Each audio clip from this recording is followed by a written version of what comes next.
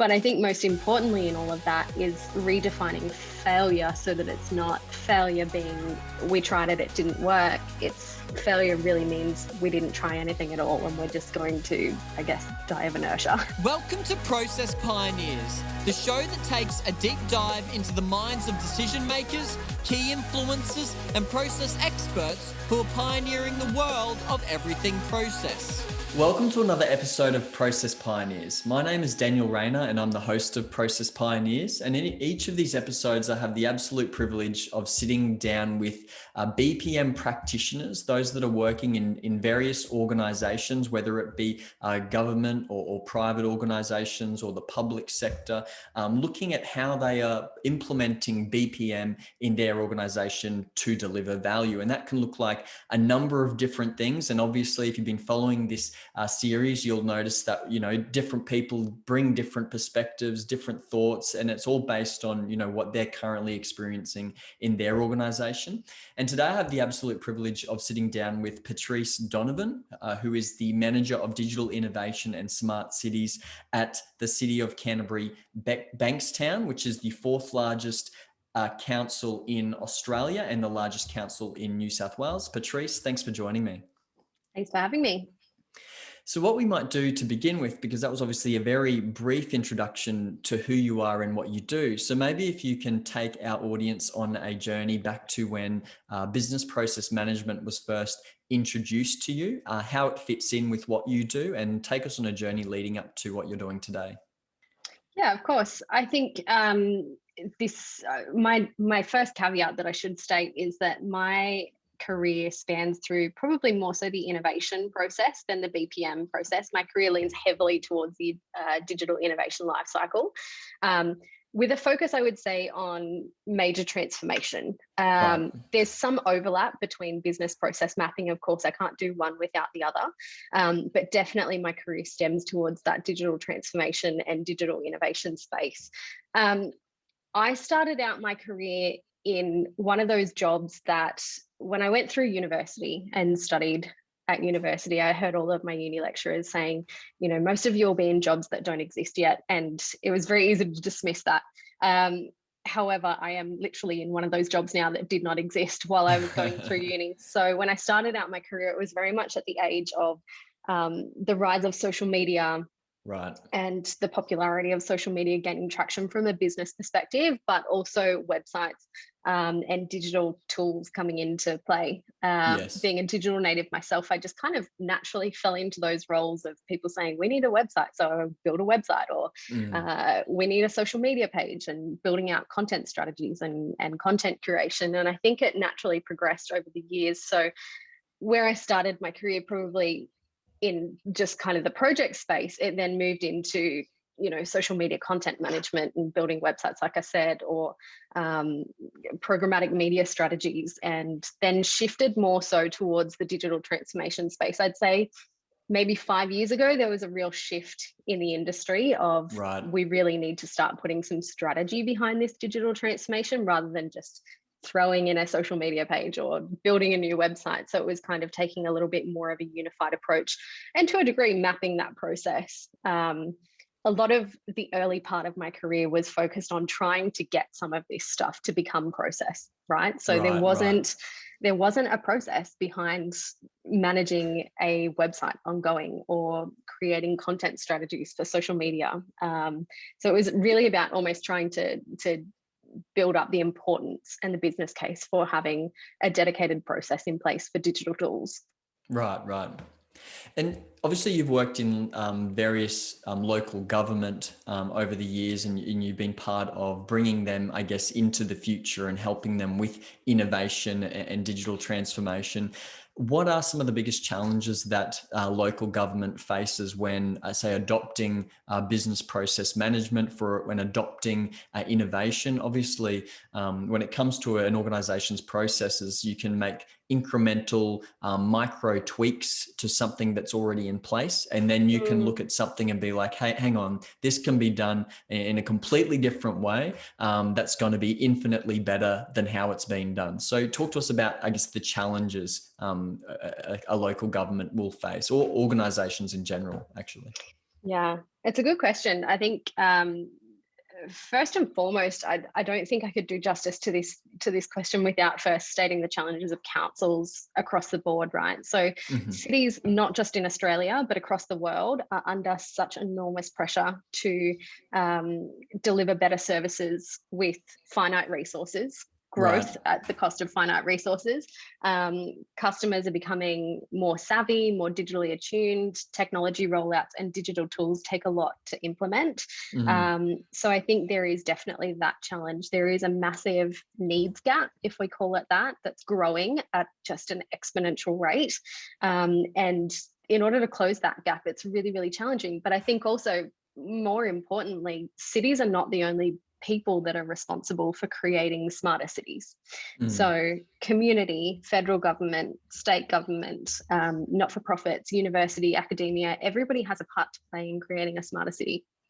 And I think if COVID has really taught us anything, it's more so that cities or communities are the needs are becoming even greater, or the expectations are becoming even greater. I'm not sure if you've heard of the scrambled egg analogy, whereby we used to have our CBDs or our central business districts as kind of like that heavy yoke in the middle. Everything was concentrated in a CBD, and COVID, everybody moved to working from home pretty much overnight, and we scrambled that egg up. So we've really dispersed a lot of those elements of what a good community and a good city should be. So the expectations the expectations on local governments are really quite high.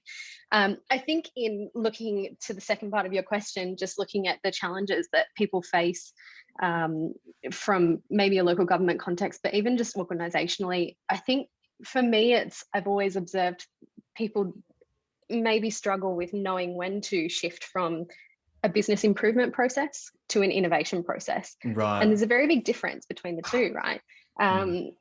And there is an argument to say you shouldn't really be going through an innovation process unless you've gone through an improvement process and tried to graduate from that process at some point.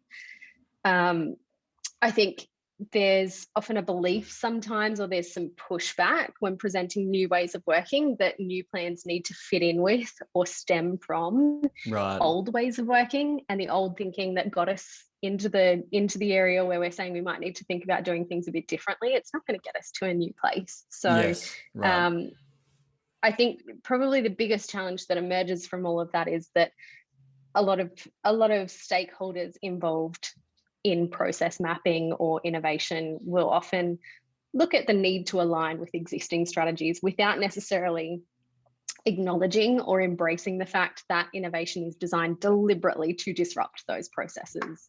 Yes, right. And you were mentioning before that, there's an expectation on local government or councils from those in the community to improve the community in a number of different ways.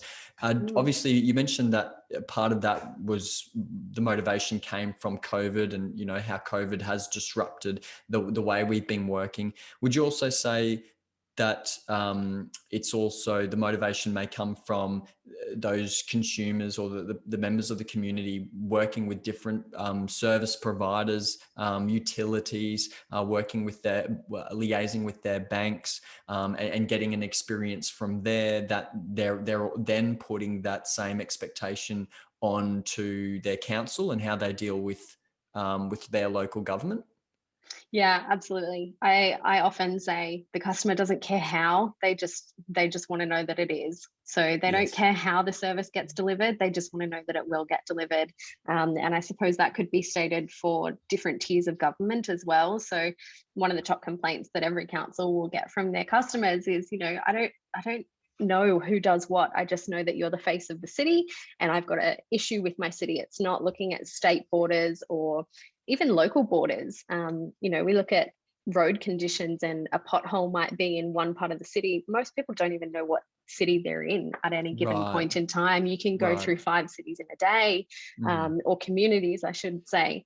So I think there's definitely the element of customer expectations are growing because people have experienced that quality level of service from the private sector and other sectors as well.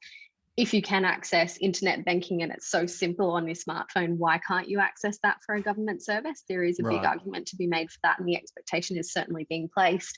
I think the tragedy of a pandemic has been, I mean, it's been truly awful and it's not to be discounted, but I think anyone that works in digital transformation has had this kind of validation, I want to say, of their work over the last year, where now I think people are looking at processes and sort of saying, where can we digitize it? Because if we go through another pandemic and we need to pick up and have everything shift to sort of automated or work from home, or non-essential people being outside of the office, how do we do that? And probably one of the most resilient ways that you can do that is through digital technology.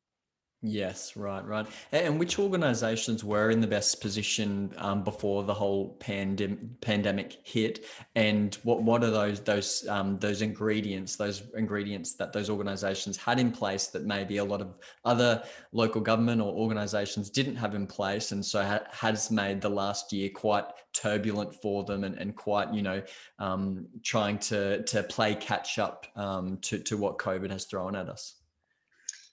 Yeah, it's a hard question because I don't know what goes on inside everybody's organisation. I think business continuity planning plays a huge part of all of this. People with really solid business continuity plans have obviously seen, I suppose, the easiest transition. I probably look towards more so the private sector in terms of their flexible working practices. In that, we saw people at Google, Twitter, a range of other private sector businesses just come out and say, right, all of our staff can work from home indefinitely. You guys are completely equipped to do so. Just don't come into the office, really.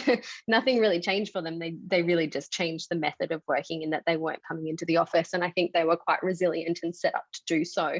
There's other places that, and I couldn't name any off the top of my head, nor would I want to. There's some that maybe weren't as resilient in that space. They didn't have policies or frameworks or even processes to support and enable their staff in picking up and working from home. And it's not to say it's wrong, it's not to say it's right, it's just in terms of being resilient and managing the complexity that is a pandemic whilst also trying to be safe for everybody. I mean, let's not discount the fact of safety in all of this. I think probably some of those digital processes could have let them down. Yeah, right. And you were saying before that the last year would have validated a lot of the work that was done around digital transformation. Do you think there was any, say, on the other hand, there might have been some kickback where maybe some organisations were hoping maybe that this is just a temporary thing. This won't be a permanent change. We don't need to go reinvent the wheel and a kickback? Or do you feel like on the whole, most organisations have, I guess it's been a light bulb moment that, hey, we need to do things better? And I guess there are a number of examples that come to my mind. A telecommunications company here in Australia that before COVID hit, as one small example, they were doing 160 odd programs of work before the pandemic hit. Once the pandemic hit, they scrutinized each of those programs to be like, well, what is actually delivering value here and what is just work for the sake of doing work? And they were able to cut it down to about 20 programs of work. So it's really put the pressure on organizations to, I guess, look at, are we doing what we're doing, delivering value? Yeah, and that meaningful element of it, right? I think the organizations that come to mind that have really come out of COVID in a good place are the ones that have taken that time to stop and reflect and think. The ones that have just kind of rushed back to the office or gone back to normal are probably the ones that have maybe not done that thinking and are maybe thinking that things will go back to normal. I mean, I remember back to this time last year, February of March last year, and I thought it would all go back to normal in like a couple of weeks as well. I just thought, in a month, we'll all just stay at home for 5 weeks and in a month, it's fine. We'll be able to travel again, a year down the line. And I actually don't think that even when we do have vaccinations and a cure for COVID, I think that we're going to take a lot of that forward with us, irrespective. Right. So we've been talking a lot at the moment in Canterbury Bankstown Council about the need to manage public open spaces and public events for safety in the future. It's not a scalable solution to have someone standing there with a clicker counting how many people are going in and if they're socially distanced. So can we use technology to scale that? And to do that would be setting us up for success, I think. So the ones that have really taken a step back and looked at how they can change their processes to make themselves a little bit more digitally resilient have certainly set themselves up for success. So they're definitely seeing the rewards of that as a result of COVID coming in. And it's nice because they're always kind of not as tangible, the rewards of digital transformation, right? Someone has said to me recently, digital transformation savings aren't real money. Like it's not real money, right? You reinvest the hours of your staff that they've saved or the efficiencies in other things. It's not as if you just say, right, the business saved $2 million this year and that's $2 million back in the bank. Every council is overworked and under-resourced. So those savings get completely reinvested into other areas that we then need to uplift capability in or investment in. Yeah, definitely. And obviously when an organization is looking to embark on a digital transformation journey, maybe they're looking at different innovations that they can implement, radically transform a process that hasn't changed in the last 5-10 years or something like that. Do you have an example that you can share with us where an organization has implemented a radical innovation of some description and it has delivered significant value to that organization? Now, obviously, censor what you need to censor, but I think it would be really valuable for the audience to hear these examples, and particularly senior leadership, that executive level. That's what they're going to be wanting to know. That's the questions they're going to be asking. Well, what is the return on investment going to be? Practically, what does that look like, and how long is that going to, I guess, that turnaround going to be? Yeah, I mean, there's so many examples out there. I can speak to one that we're in the process of actually wrapping up at the moment, and it probably, if nothing else, highlights my area of innovation over BPM more than anything else. We set out to deliver a project called Closing the Loop on Waste at the City of Canterbury Bankstown. Now, this has been headed up and led by my team, and working in partnership with 4 other parts of the business, and I guess radically transforming and looking at their processes, and in some cases throwing processes out and looking at just a complete new innovation life cycle.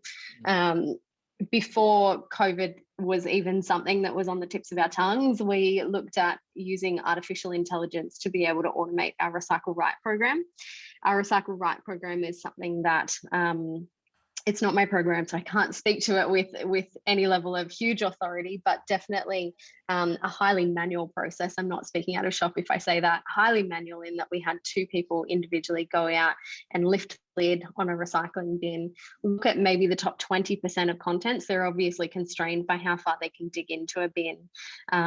There's a whole heap of challenges involved with that process, but also the visibility of the contents of the bin. We're sitting at, I don't know exactly, I've got the figures somewhere, but 20% roughly. You can fact check me on it. And that is something that it would take us 5 years to get around to every single household and do a review of each individual bin in the city, recycling bin, to check for contaminants. We've now automated that process through artificial intelligence, looking at installing artificial intelligence cameras in the actual hopper of the bin truck, and then teaching the machines through algorithms to detect things like cling wrap, soft plastics, plastic bags, polystyrene, those types of things. We've reduced that process from taking 5 years to get visibility across our whole city to now we're at 5 days. No, sorry. I'm mistaken on that, not 5 days, 14 days, 5 years to 14 days. And we've got our visibility up from, say, roughly 20% to 72%. So we now have about 72% of contents of the bin that we can see. Now, that was one of those examples whereby when COVID hit and we sort of went all non-essential workers, work from home if you can, that was one of those moments where we kind of went, oh, God, we're glad we did that. Like, that has just set us up for such success now. And it makes total sense now that we've done it. But to get it over the line, it's definitely challenging. There's not always a great amount of case studies to be able to articulate the value prop of these things. Sometimes you are literally paving new ground, and it's a bit like flying without a safety net. You have to kind of convince your executive or the powers that be that we're just going to take a stab. We're going to see if it works. We're going to iterate. We're going to try. But I think most importantly in all of that is redefining failure, so that it's not failure being we tried it didn't work. It's failure really means we didn't try anything at all, and we're just going to, I guess, die of inertia. Yes. Not really ever improve or innovate our processes. We're just going to keep doing things the way that they've been done forever. Right. And it sounds like you obviously have quite an executive, a forward-thinking executive team that does I guess buy into those ideas and sponsor those ideas and give you the resources or what's needed to execute some of those ideas. For some people that are listening right now, maybe they're part of another local government where they're at the beginning of their journey. Maybe they don't have that same sponsorship or buy-in. How do you go about articulating that value? And obviously you said then sometimes it's hard when innovating because you're not drawing upon existing data or existing case studies, or maybe you're able to point at maybe what someone else is doing or another organization is doing. But what's the language you need to use? How do you need to present to them? How do you need to, I guess, pitch to them so that it gets them on board and they're willing to take that risk or that faith step, if you wanted to call it that? Yeah, and it's challenging. It's different for every single person. Where I have a great relationship with my executive, you're right, they are so supportive, and even our elected officials are so supportive of what we do from a smart city and innovation perspective. My approach will not work for every single person. So I think it's a lot of just figuring out the relationship of that as well. You can't force it. And if you have to, I'd sort of be questioning the impact that you're going to be able to have if you are in a place where you really have to push a rock up a mountain. I think it's also important to look at the motivations of not just your executive and your elected officials or your customers, but looking at that actual motivation behind whoever you're trying to get on board, figuring out and having conversations with them about what is acceptable versus what's good versus what's wildly successful to you. Right. And logic, in that sense, logic doesn't always make the best case study or thing to convince somebody on. I think sometimes we get stuck in this place of bias almost, that it's our priority as BPM experts or innovation experts, therefore we think it's everybody else's priority. It's not. When you're looking at executives that have a broad range of issues, their main thing might be that they want to cut costs or save costs. They might have reputation at front of mind. So I think it's looking at what their motivations are, and I guess appealing to those motivations as much as you can using BPM, digital technology, whatever the enabler is, as the enabler to be able to achieve the outcome. The other thing that I would touch on in this is I refer to the different types of stakeholders as three categories. I call them prayers, stayers, or players. Identifying where people sit on that spectrum. And there's a lot of things that you can do to move them forward. Prayers are kind of the people that are just praying that they'll make it to retirement or resignation before any of these changes or enablers come and hit their process and tinker with the way that they do things. They're the ones that will usually say to someone who's in a job like myself, you can't teach an old dog new tricks. I've been doing it this way forever. It's been working fine up until this point. And then we've got our stayers. They're the people that either don't see a need for a transformation or an improvement. It doesn't matter what critically sound justifications you give to them. They're going to say things like, if it isn't broke, don't fix it. It's fine. What are we even having this conversation about? And then you've got your players, the people that are kind of like the purple unicorns in every organization, right? They're the people that I guess sit within every part of the business. You can find them in every pocket. and they're the people that are really on board and want to make positive change and have an impact. And they're usually the people that will say to you, sometimes through a whisper, we need more people like you trying to push the boundaries or doing this. So I think for me, it's been about really activating those players and nudging them forward, sometimes acknowledging that you can't change the view of a stayer or a prayer, and sort of saying, instead of dedicating the time and the effort and the energy to get them on board, we're going to really just make up champions from our people that are willing to play and people that are willing to take this innovation on board.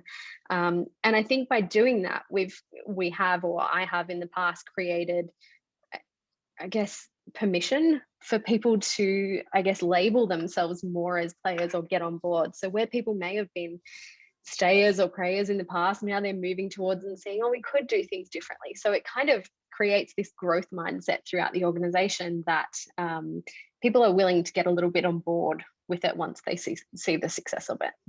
Yeah. Okay. So finding your tribe or finding that group of players that have a similar mindset that, you'll be able to get on board and start some momentum there. And then once you start showing how it's working, maybe on a small scale, that's going to attract the attention of the stayers, potentially the prayers, and that could also be the executive team as well.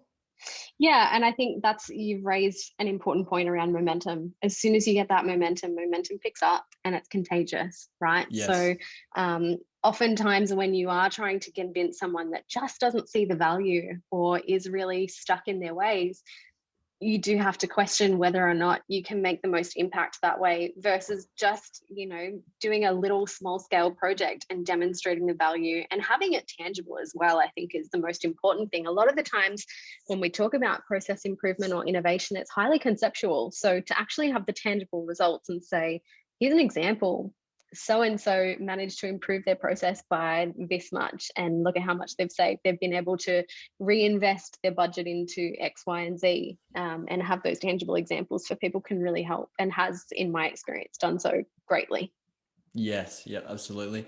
And what you were saying before, I think is very good about, or very true about understanding what is the executive team wanting, what is their current motivation or desires. If it is cost cutting, how can you align that innovation so that it's going to achieve those goals or outcomes for them?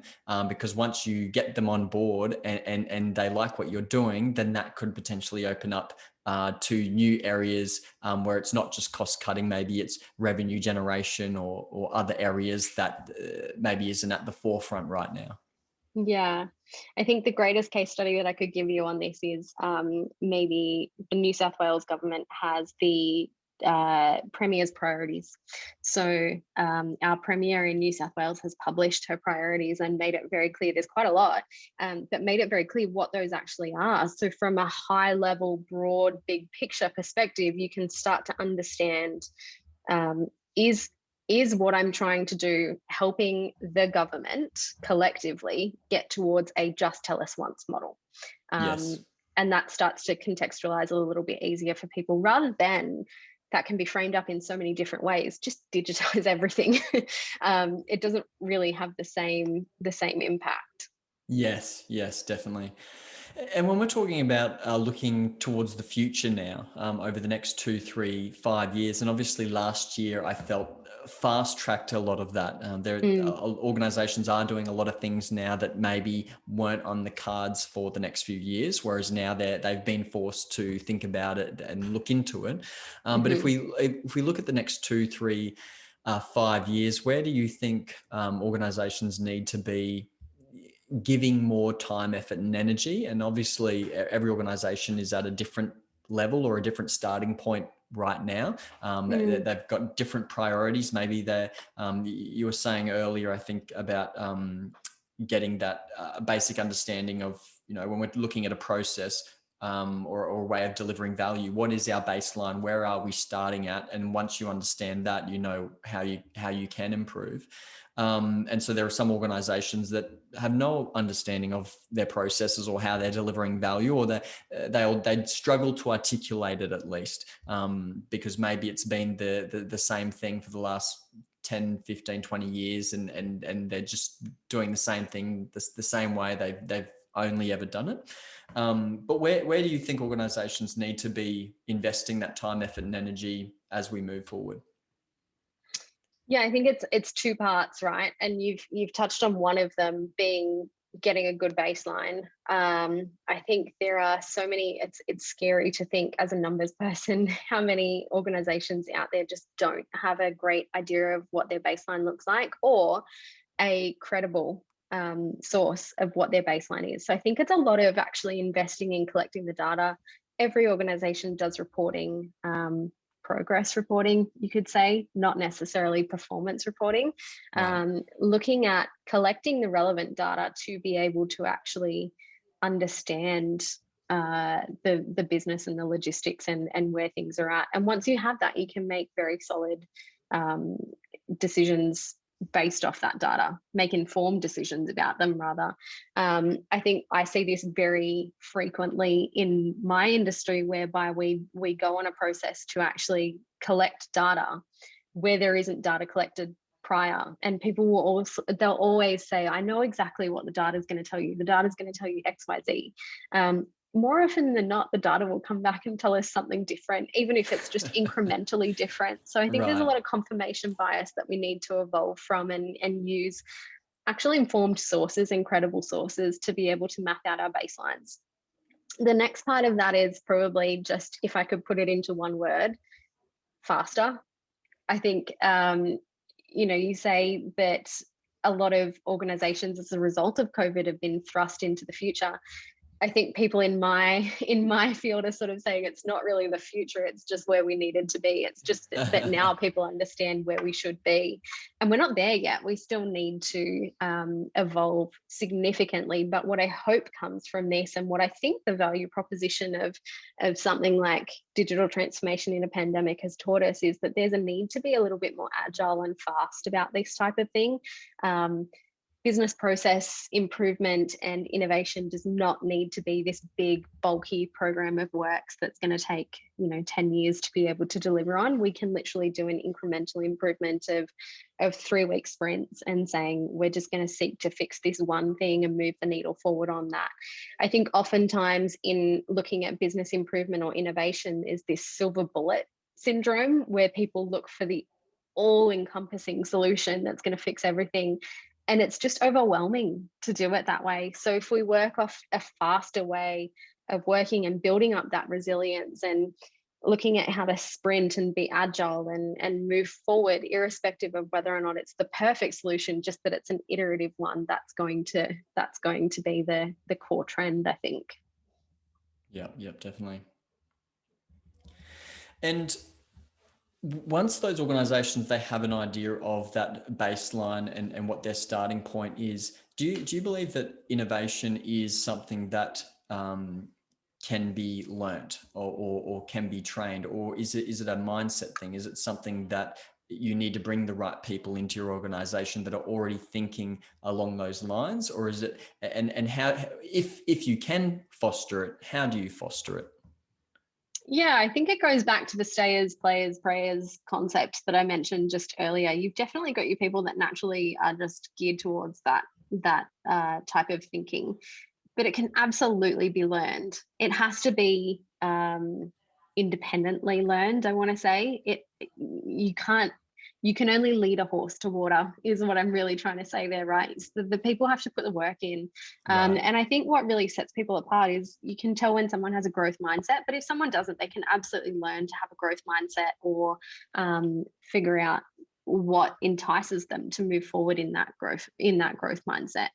I think the numbers that come out of a business improvement process or an innovation process, it's a side effect of the mindset. I actually think that the mindset and the culture of innovation is probably the most important benefit and byproduct that you will get from those processes.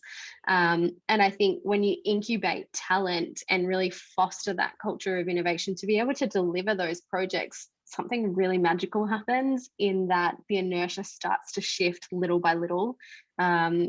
People who felt that maybe they didn't have the support, didn't have the skills, didn't have the knowledge to be able to deliver something really impactful and powerful for their community, their customers, whoever it may be, they get a win under their belt. And then it starts to become contagious. And you build up that momentum where they sort of start to, I guess, trust themselves and their growth mindset as well. So I think definitely there's part to play from everybody. There's a part to play from the executive and leadership of an organization in making it really clear that the expectation is to normalize that growth mindset and championing and rewarding when that growth mindset is present. By doing that, it gives permission for, let's call the purple unicorns, to be able to keep driving meaningful outcomes and delivering real impact.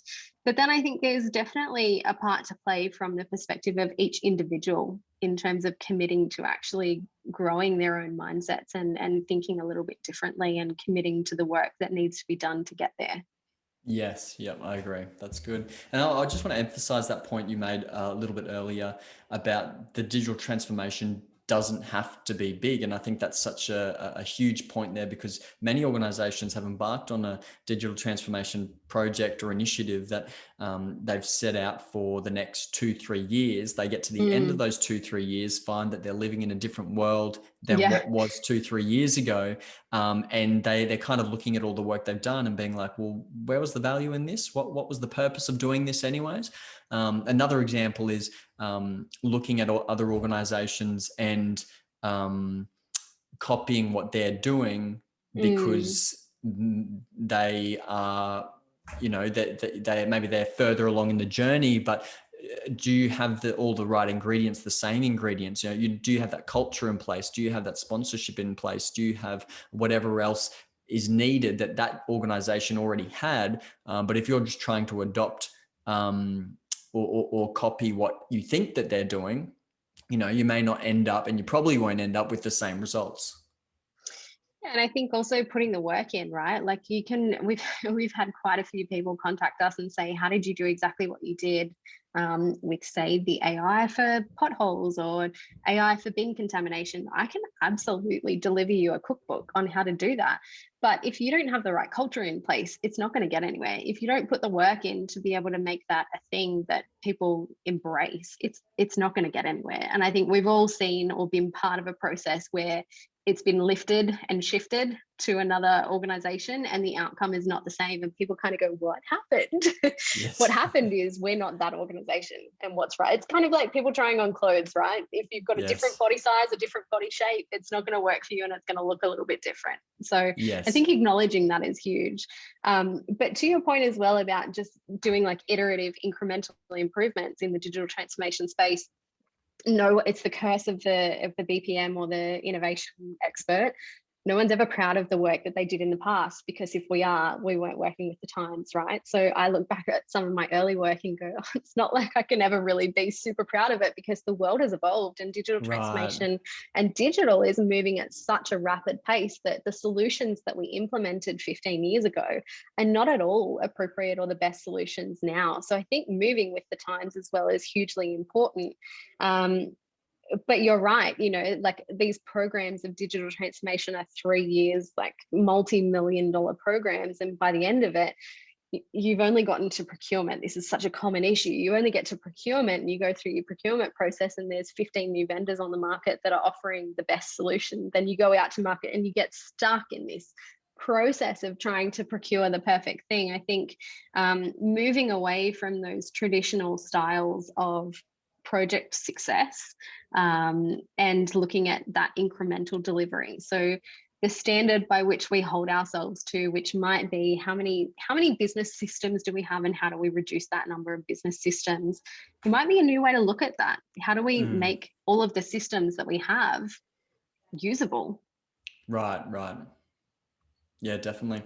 And for people that are listening right now that, they're learning about, I guess, a bit about your story and your journey and your experiences and what you're putting into place.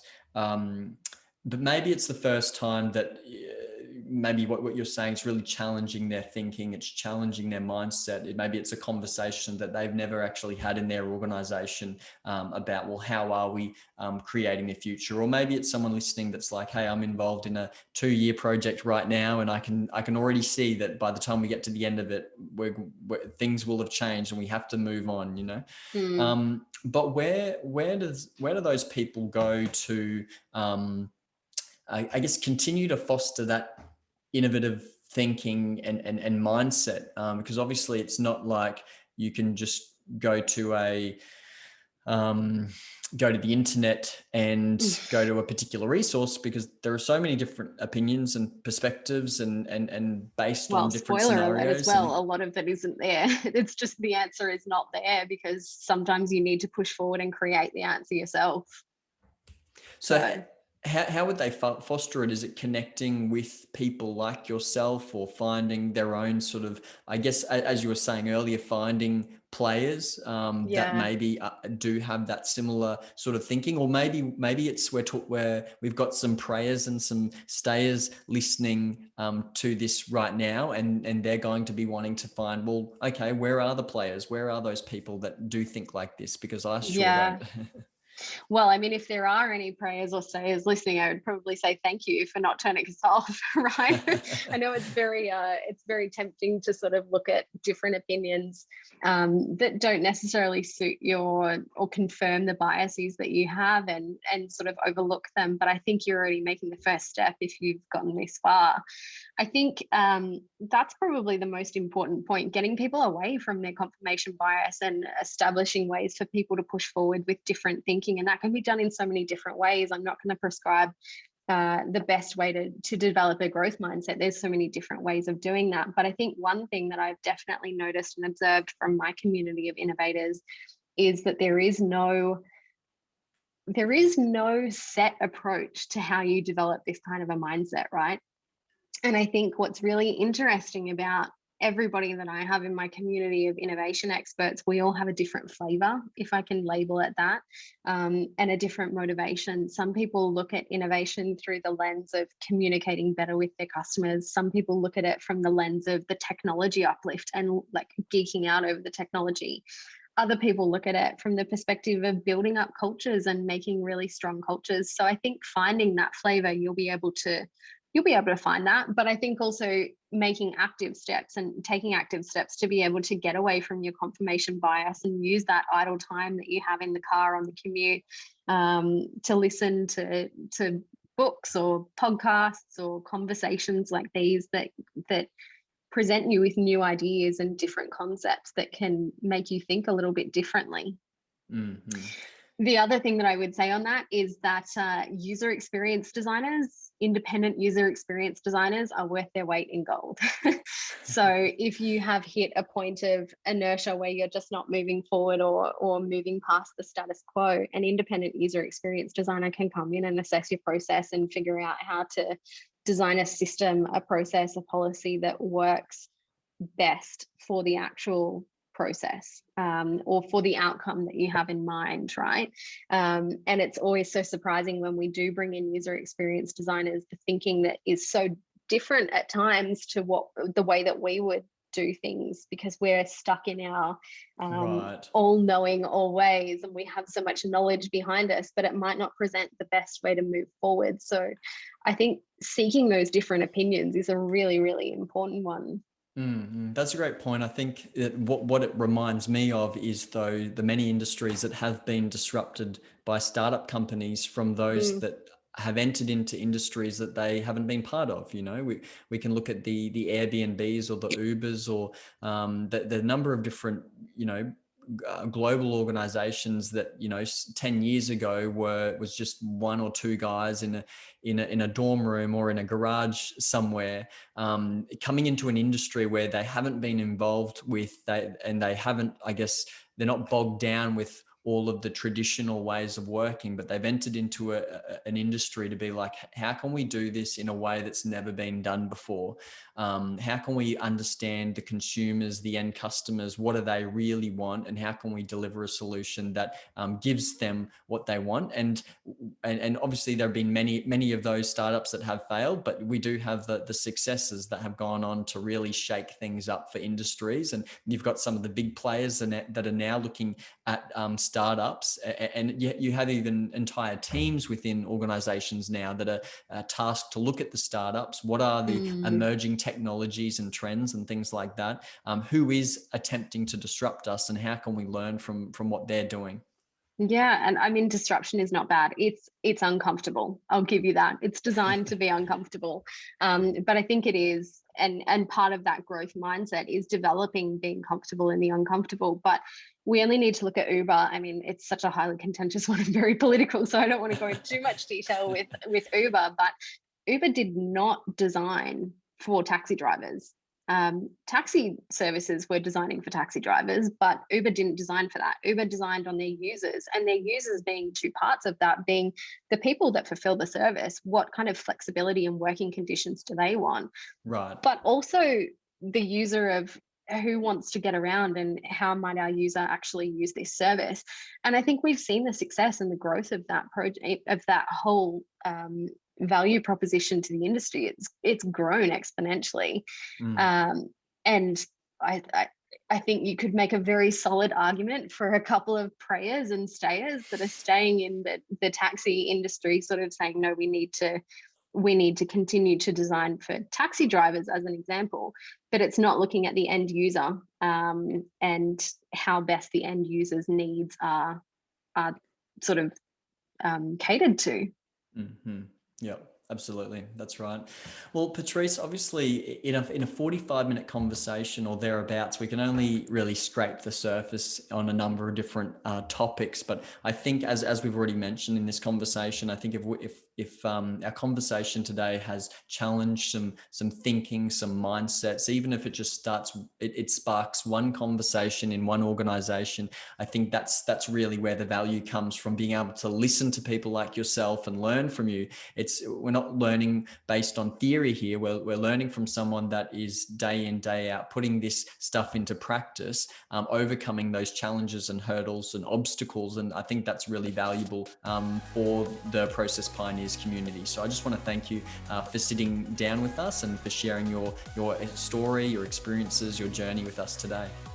Of course. Thanks for having me.